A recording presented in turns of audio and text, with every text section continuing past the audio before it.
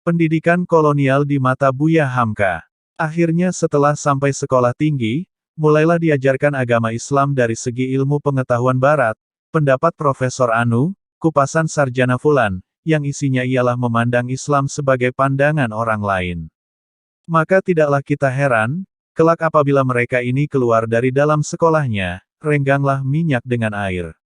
Bertemulah kita dengan orang Belanda, yang lebih Belanda dari Belanda. Orang Perancis, yang lebih Perancis dari Perancis.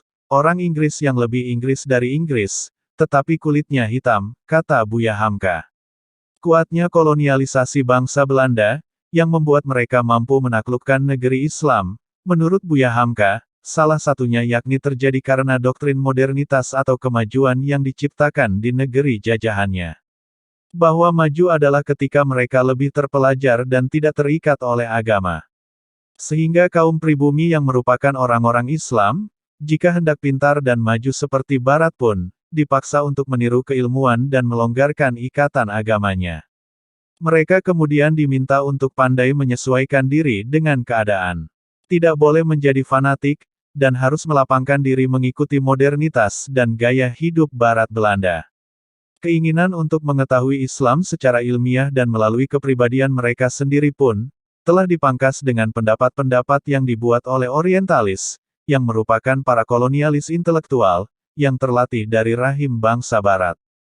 Mereka dalam menjelaskan tentang materi agama, menurut Hamka, sifatnya sudah tidak objektif lagi, sebab untuk mempelajari Islam secara ilmiah, kaum orientalis misalnya, telah membuat dan menyediakan beberapa kriteria dari bahan penyelidikan subjektif mereka, sebagai standar yang ditanamkan dalam memandang Islam, dituliskan pendapat mereka diantaranya oleh Hamka, yaitu Home Article. Pendidikan kolonial di mata Buya Hamka. By Jejak Islam 1. Tanda hubung. June 17, 2019. 1408. 0. Akhirnya setelah sampai sekolah tinggi, mulailah diajarkan agama Islam dari segi ilmu pengetahuan barat, pendapat Profesor Anu, kupasan sarjana Fulan, yang isinya ialah memandang Islam sebagai pandangan orang lain.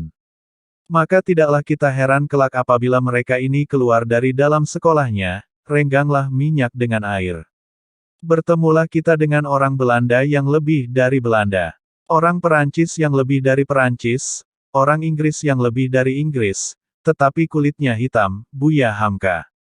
Kuatnya kolonialisasi bangsa Belanda yang membuat mereka mampu menaklukkan negeri Islam, menurut Buya Hamka salah satunya yakni terjadi karena doktrin modernitas atau kemajuan yang diciptakan di negeri jajahannya. Bahwa maju adalah ketika mereka lebih terpelajar dan tidak terikat oleh agama. Sehingga kaum pribumi yang merupakan orang-orang Islam, jika hendak pintar dan maju seperti Barat pun, dipaksa untuk meniru keilmuan dan melonggarkan ikatan agamanya. Mereka kemudian diminta untuk pandai menyesuaikan diri dengan keadaan. Tidak boleh menjadi fanatik, dan harus melapangkan diri mengikuti modernitas dan gaya hidup Barat Belanda. Keinginan untuk mengetahui Islam secara ilmiah dan melalui kepribadian mereka sendiri pun, telah dipangkas dengan pendapat-pendapat yang dibuat oleh orientalis yang merupakan para kolonialis intelektual yang terlatih dari rahim bangsa Barat. Mereka dalam menjelaskan tentang materi agama, menurut Hamka, sifatnya sudah tidak objektif lagi, sebab untuk mempelajari Islam secara ilmiah, kaum orientalis misalnya, telah membuat dan menyediakan beberapa kriteria dari bahan penyelidikan subjektif mereka, sebagai standar yang ditanamkan dalam memandang Islam.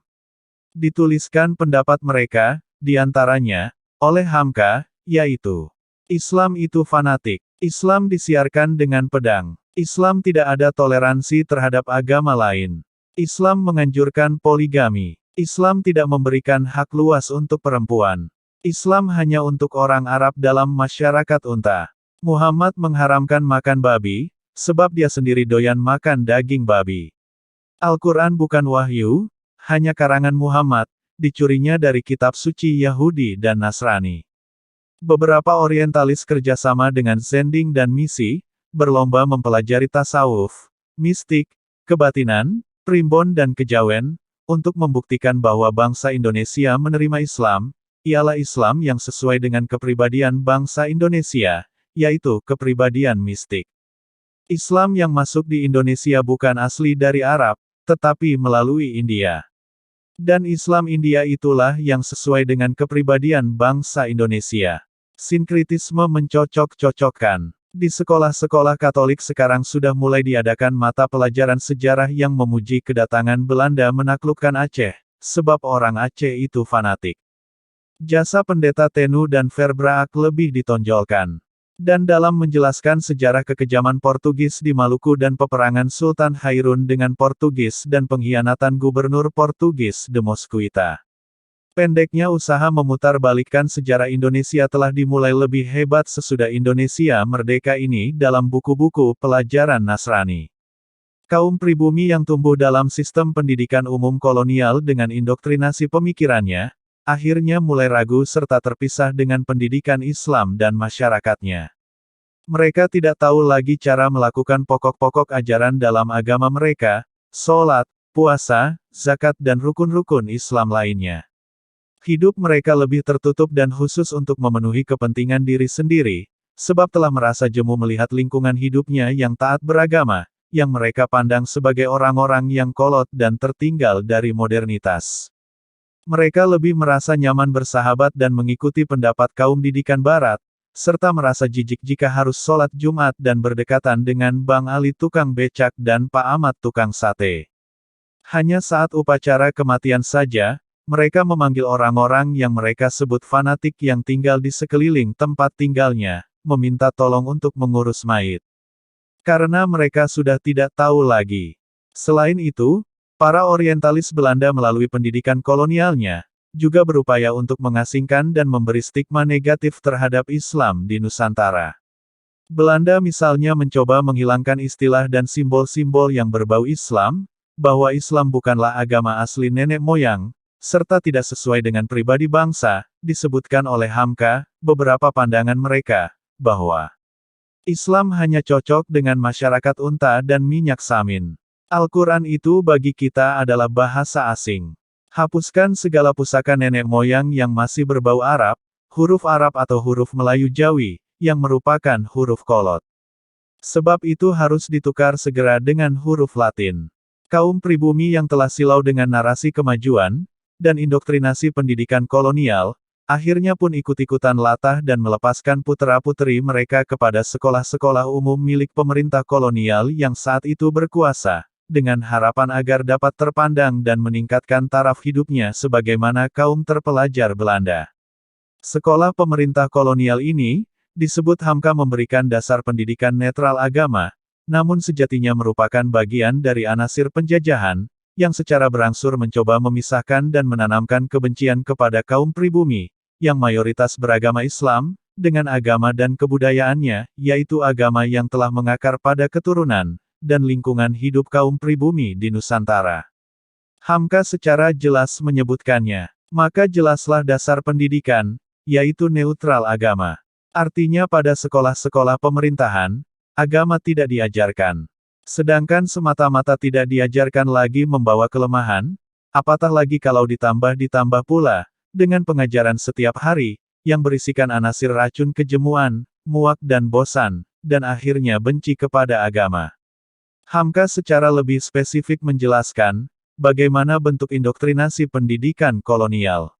Bahwa dalam buku-buku pengajaran di sekolah-sekolah umum, yang disediakan pemerintah kolonial misalnya, digambarkan anak negeri asli dengan muka seburuk-buruknya. Kakinya tidak berterompah, orangnya bodoh-bodoh, hidungnya pesek-pesek dan mukanya hitam berminyak. Mereka adalah bangsa buruh yang kasar dan petani yang kurus. Digambarkan pula orang Arab dengan jubahnya yang ribet, dan serbannya yang besar, serta menipu orang. Sedangkan bangsa kolonial yang menjadi tuan-tuan digambarkan mukanya cakap, sikapnya manis, dermawan dan tahu akan kemanusiaan. Semakin tinggi dan bertambah jenjang, atau tingkatan kelas yang ditempuh, maka semakin jauhlah, kaum pribumi yang terdidik dalam sistem pendidikan penjajahan itu, dari agama, masyarakat dan orang tuanya.